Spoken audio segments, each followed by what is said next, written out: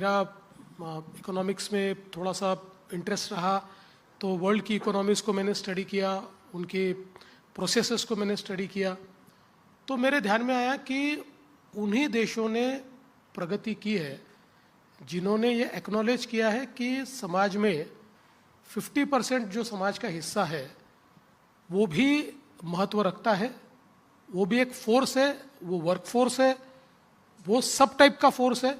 और ये रिकग्नाइज करके जब एक प्रकार से उन्होंने इस सारी 50% जो एक ये प्रतिनिधि है इनको ह्यूमन रिसोर्स में परिवर्तित किया, तो तेजी के साथ उनका विकास हुआ। तो मेरे ध्यान में आया कि जब तक हम लोग ये जो हमारा 50% हिस्सा है, जो हमारी विमेन है, जो हमारी महिलाएं हैं, इनको हम मुख्य धारा में नहीं लाएंगे या इनका उपयोग हम जब तक नहीं करेंगे, इनके फोर्स का उपयोग नहीं करेंगे, तब तक हम उस तेजी के साथ विकसित नहीं हो सकते। तो मुझे ऐसा लगता है कि वो मेरे लिए एक टर्निंग पॉइंट था। उससे पहले शायद हम जेंडर इक्वलिटी पे बात करते थे, पर उसके लिए हमने काम करना चाहिए या हमारी जिम्मेदारी है, ऐसा बहुत ज़्यादा नहीं लगता था। जो लगना शुरू हुआ और मुझे ऐसा लगता है कि अब देश की सरकार में और राज्य की सरकार में भी ये बिल्कुल आपको दिखाई देता होगा कि हम लोग इस पर बहुत वर्क कर रहे हैं। जी, और इनफैक्ट ये चेंज मैं देखती हूँ कि पहले जिसको सोशल जस्टिस का मुद्दा मानते थे, अब उसको एक स्ट्रेटेजिक इम्पेरेटिव मानते हैं कि विमेन एम्पावरमेंट ज़रूरी है। हमारे साथ स्लोवेनिया के एम्बेसडर हैं, उन्होंने बताया कि जब पहली बार 2010 में आई तब से अब तक उन्होंने इतना बदलाव देखा है इस क्षेत्र में। तो दुनिया ने भी माना है कि किस दिशा में भारत बढ़ रहा है आगे।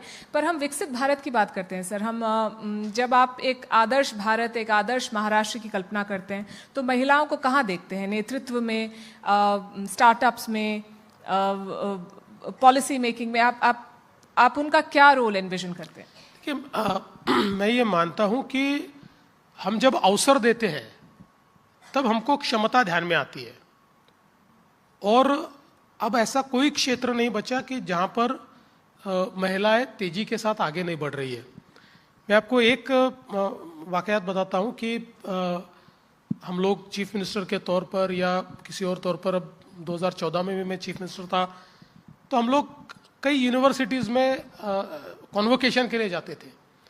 तो पिछले 10 सालों का मेरा एक्सपीरियंस ये है कि जब कॉन्वोकेशन होता है तो अगर 100 मेडल कॉन्वोकेशन में दिए जाते हैं तो 90 मेडल्स लड़कियों को मिलते हैं। 90 मेडल्स, ये एक बहुत बड़ा परिवर्तन हमको देखने को मिलता है।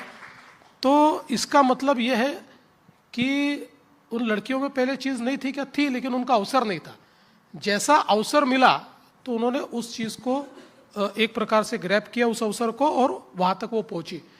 तो मुझे लगता है कि अभी सारे क्षेत्र में, अभी आपने स्टार्टअप की बात की, तो हम लोगों ने ये प्रयास किया पिछले समय कि एक स्टार्टअप फंड हम लोगों ने तैयार किया था, और उस स्टार्टअप फंड के माध्यम से हम लोगों ने ये भी प्रयास किया कि स्टार्टअप के क्षेत्र में जो महिलाएं हैं उनको हम थोड़ा प्राधान्य दें। तो ये ध्यान में आया कि बहुत अच्छा रिस्पांस उसको मिला और बहुत बड़े पैमाने पर महिलाएं उसमें सामने आई।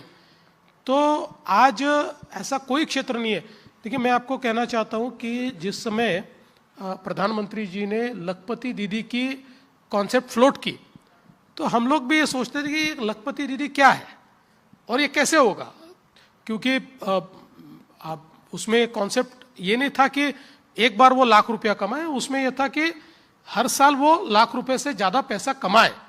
और जिस समय हमने उस कॉन्सेप्ट पर काम करना शुरू किया तो मुझे भी आश्चर्य हुआ कि पिछले 2 सालों में महाराष्ट्र में हम लोग 50 लाख लखपति दीदी बना चुके हैं, और अब हम लोगों ने 1 करोड़ का हमारा एक लक्ष्य रखा है।